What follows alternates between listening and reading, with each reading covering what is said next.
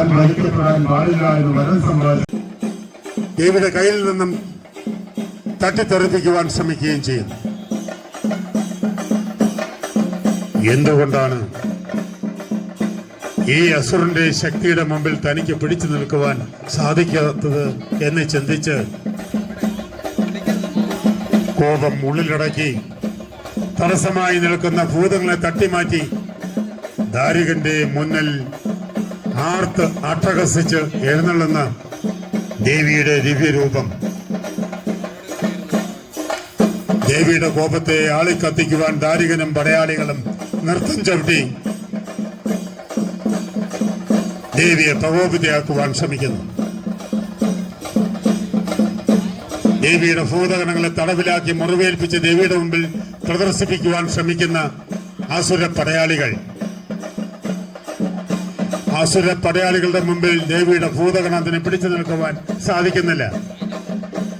തടവിലാക്കി കൊണ്ടുപോയി മുറിവേൽപ്പിച്ച് ദേവിയുടെ മുമ്പിൽ പ്രദർശിപ്പിച്ചാൽ ദേവിയെ സ്വീകരിച്ചായിരിക്കും. ദേവി എഴുതുന്ന ഓരോ ഭവനത്തിലും തന്റെ ഭക്തരുടെ രൂപത്തിൽ ദാരികൻ അവതരിപ്പുണ്ടോ എന്ന് ദേവി തർക്കം കാത്ത ശേഷമാണ് ദേവി കുടികൊള്ളുന്ന ക്ഷേത്രത്തിന് ചുറ്റും മായാവിയായ ദാരികൻ ഭക്തരുടെ രൂപത്തിൽ മറന്നിരിപ്പുണ്ടോ എന്ന് ദേവി തിരയുന്ന ചടങ്ങായ കളങ്കാവൽ നടത്തുന്നത്. കളങ്കാവൽ സമയത്ത് ഓരോ ഭക്തന്റെയും ഓരോ ഭക്തയുടെയും അടുക്കൽ ചെന്ന്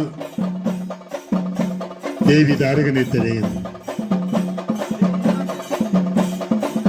മായാവിയായ ദാരികൻ പ്രച്ഛന്ന വേഷം ധരിച്ച് വൃദ്ധന്റെയോ വൃത്തയുടെയോ യുവാവിന്റെയോ യുവതിയുടെയോ ബാലന്റെയോ ബാലികയുടെയോ പിഞ്ചു കുഞ്ഞുങ്ങളുടെയോ രൂപത്തിൽ ഈ ക്ഷേത്ര പരിസരത്ത് മറഞ്ഞിരിപ്പുണ്ടോ എന്ന് ദേവി കളങ്കാവൽ വേളയിൽ ദേവി ദാരികനെ തിരയും. മൂന്നാമത്തെ യുദ്ധം നയിക്കുവാൻ രണഭൂമിയിൽ എഴുന്നള്ളുന്നു ദാരിക എന്ന് ദാരികന് മുന്നറിയിപ്പ് നൽകുന്ന ദേവിയുടെ വാദ്യഘോഷങ്ങൾ അന്തരീക്ഷത്തിൽ മുഴങ്ങുമ്പോൾ